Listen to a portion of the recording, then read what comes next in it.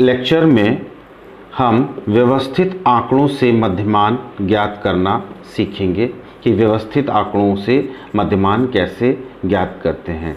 How the mean is to be calculated from the group data. So there are two methods through which the mean is to be calculated. One is long method and another one is short method. First we will take up to calculate mean from the long method. For this we use the formula m is equal to summation fx by n. Here m is equal to mean, f represents frequencies, x stands for midpoint, f dot x means f multiplied by x gives us the product of frequency and the midpoint. N is equivalent to the total number of frequencies, and this summation, this is also called as sigma, pronounced as sigma. The meaning of this sigma is the sum of, so sum of fx. So take up one example. Here is an example in which the group data is given and corresponding frequencies are given.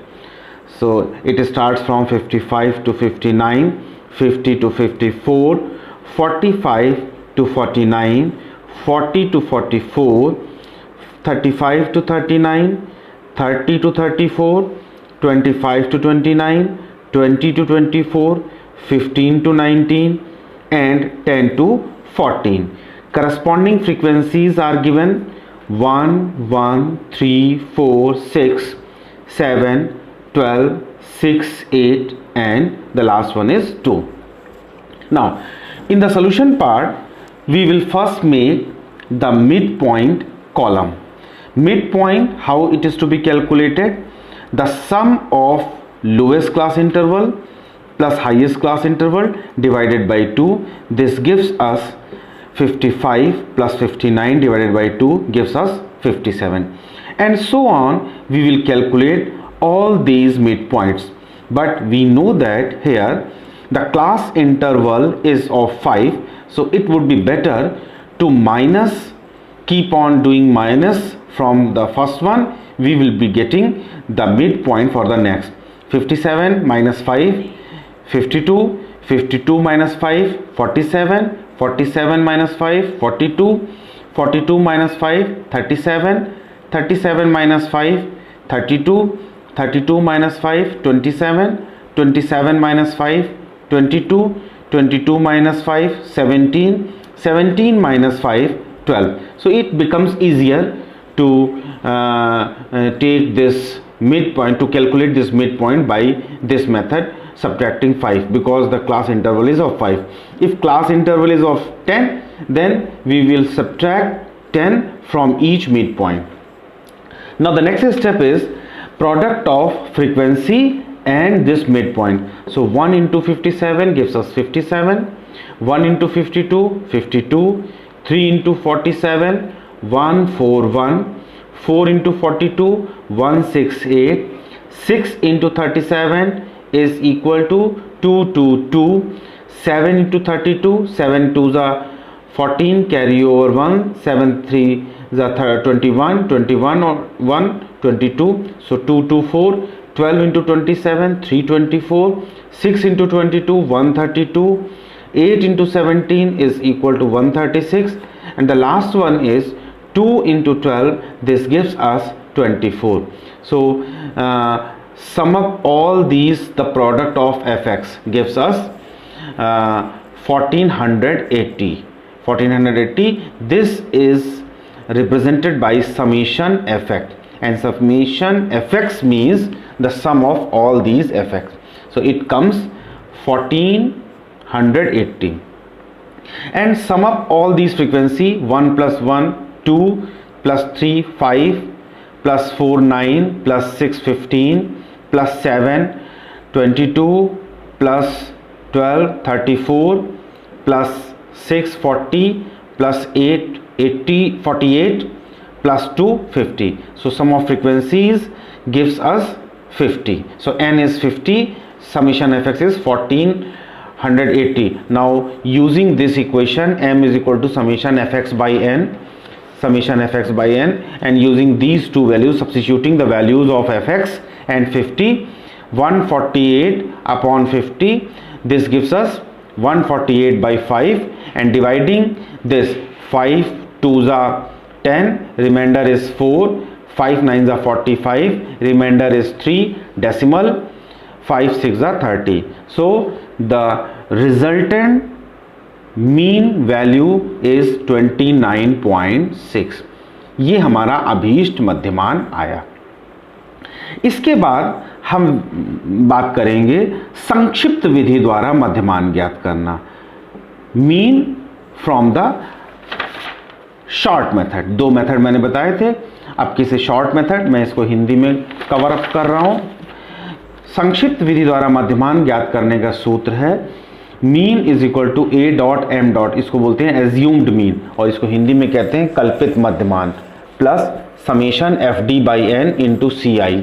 यहाँ पर सारे चिन्हों का मतलब देख लीजिए, M का मतलब है मध्यमान, एम का मतलब है कल्पित मध्यमान मतलब एज्यूम्ड मीन, एफ का मतलब है फ्रीक्वेंसी या आवृत्ति, डी का मतलब है कल्पित मध्यमान से विचलन, इसको डेविएशन फ्रॉम एज्यूम्ड मीन कहते हैं, एफ इंटू डी का मतलब है आवृत्ति और विचलन का गुणनफल मतलब product of frequency and deviation, N का तात्पर्य है आवृत्तियों का योग मतलब total number of frequencies, C I stands for class interval मतलब वर्गांतर कहते हैं या वर्ग विस्तार कहते हैं या वर्गांतर का आकार कहते हैं या लेंथ ऑफ क्लास इंटरवल कहते हैं। अगेन समीशन का मतलब है जोड़, द सम ऑफ, इसको सिग्मा से रिप्रेजेंट करते हैं। अब एक एग्जाम्पल लेते हैं जिसके द्वारा हम इसकी गणना करेंगे। तो एक उदाहरण हमने कंसीडर किया है, निम्नलिखित व्यवस्थित अंक सामग्री से संक्षिप्त विधि द्वारा मध्यमान ज्ञात कीजिए। तो यहाँ पर हमारे पास दो कॉलम दिए जाएंगे, वर्ग अंतराल और आवृत्तियाँ। जैसा मैंने पहले एग्जाम्पल में लिया था बिल्कुल वैसा ही हमने क्लास इंटरवल लिया है और सेम क्वेश्चन हमने लिया है। चेंज क्या है, दोनों विधियों से आंसर बिल्कुल सेम आएगा। अभी देखिएगा आप, क्लास इंटरवल दिया है, फ्रीक्वेंसी दिया है जैसे पहले बता चुके थे। अब इसमें करने के लिए कुछ स्टेप हैं, वो ध्यान से सुन लीजिए कि हम एज्यूम्ड मीन कैसे निकालते हैं। मैं बहुत धीरे धीरे बता रहा हूँ, ध्यान से सुनिएगा। सर्वप्रथम मध्यमान की कल्पना करते हैं।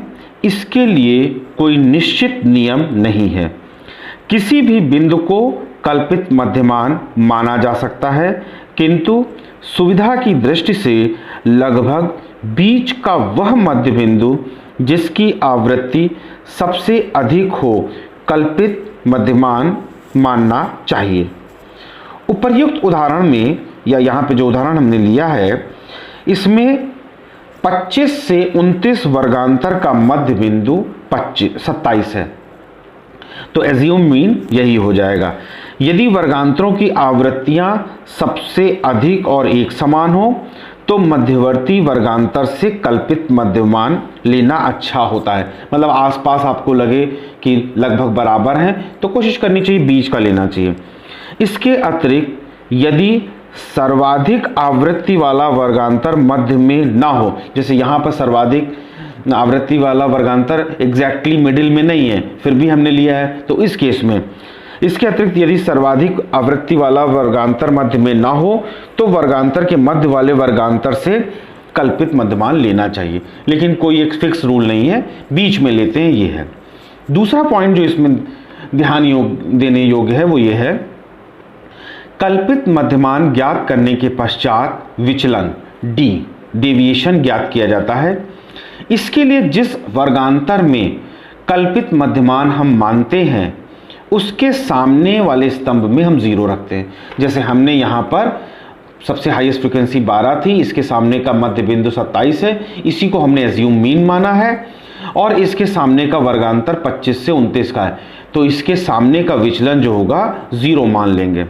और वितरण के जिस ओर 0 से मध्य बिंदु का मूल्य बढ़ता है उधर क्रमशः +1 मतलब क्लास इंटरवल देखो ऊपर बढ़ता जा रहा है, तो ऊपर +1 +2 +3 +4 +5 +6 करेंगे, और नीचे क्लास इंटरवल घट रहा है तो -1 -2 -3 करेंगे। एक चीज़ इसमें ध्यान देने योग्य है, कभी कभी क्लास इंटरवल कम वाले ऊपर होते हैं और ज़्यादा वाले नीचे होते हैं, तो ध्यान यही रखना, अगर ऊपर कम वाले हैं तो फिर -1 -2 -3 और नीचे +1 +2 +3 करते हैं, ये ध्यान देना चाहिए।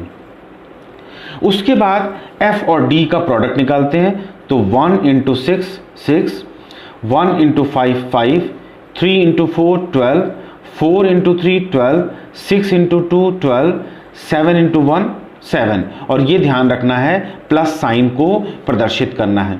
अब इन सबको जोड़ लीजिए, तो 12 12 36 और 12 12 दूनी 24, 12 3 36 और 12 चौक 48, 48 और 6 54 हो गया। तो 54 ये प्लस में हुआ, और माइनस में देखिए 6 6 6 18 कैरी 1 करा तो 28, 54 के प्लस हैं और 28 माइनस के हैं, तो समीशन FD हो जाएगा 54 - 28 बराबर +26 का। अगर बाई चांस माइनस आएगा तो माइनस ही रखना पड़ेगा, ये बहुत ध्यान देने योग्य बात है। तो यहाँ पर प्लस माइनस साइन का वैल्यू है।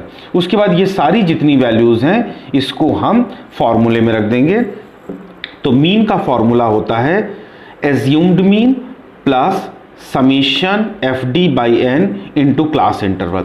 यहाँ पर एज्यूम मीन है 27 का, FD हमने निकाला है 26 है, n टोटल किया 50 है, फ्रीक्वेंसी का जोड़ 50 आ रहा है, और क्लास इंटरवल 5 का ही है। इन फ्रीक्वेंसी को जोड़ लीजिए तो ये 50 आता है, तो n, तो 27 + 26/50 × 5 कैंसिल करा तो ये 10 आ जाएगा।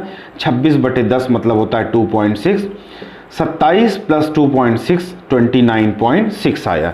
तो हमने यहाँ पर कैलकुलेट करा, दीर्घ विधि से सेम आंकड़ा था, सेम टेबल थी, आंसर 29.6 आया, और शॉर्ट मेथड से भी 29.6 आया।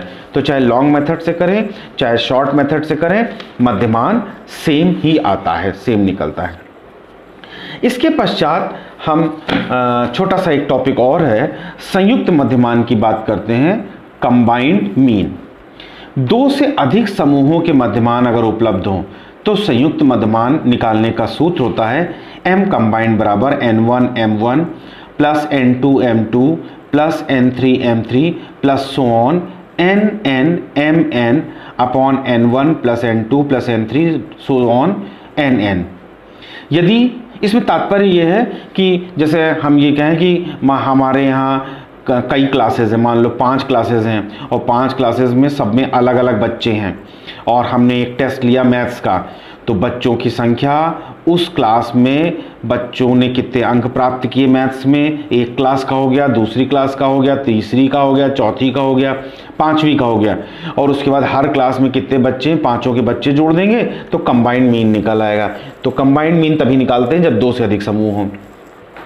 यदि केवल 2 मध्यमान हो तो संयुक्त मध्यमान निम्नलिखित सूत्र से ज्ञात करते हैं, m combined is equal to n1 m1 plus n2 m2 upon n1 plus n2। अब एक उदाहरण कंसीडर करते हैं, 2 विद्यालयों, अब किस हम विद्यालयों के बारे में बात कर सकते हैं, मान लीजिए 10 विद्यालयों का निकालना, जैसे यहाँ पे 2 दिया है, 2 विद्यालयों के छात्रों पर गणित का परीक्षण प्रशासित किया गया। एक हमने गणित का टेस्ट लिया 100 नंबर का। यदि विद्यालय A के छात्रों की संख्या 50 एवं मध्यमान हमने निकाल लिया, जितने बच्चे थे, छात्रों की संख्या 50 थी और मध्यमान उनका 55। यहाँ पर एक उदाहरण लेते हैं, 2 विद्यालयों के छात्रों पर गणित का परीक्षण प्रशासित किया गया। यदि विद्यालय A के छात्रों की संख्या 50 एवं मध्यमान 55 है और विद्यालय B के छात्रों की संख्या 100 है और मध्यमान 65 है, तो उनका संयुक्त मध्यमान क्या होगा, ये निकालना है।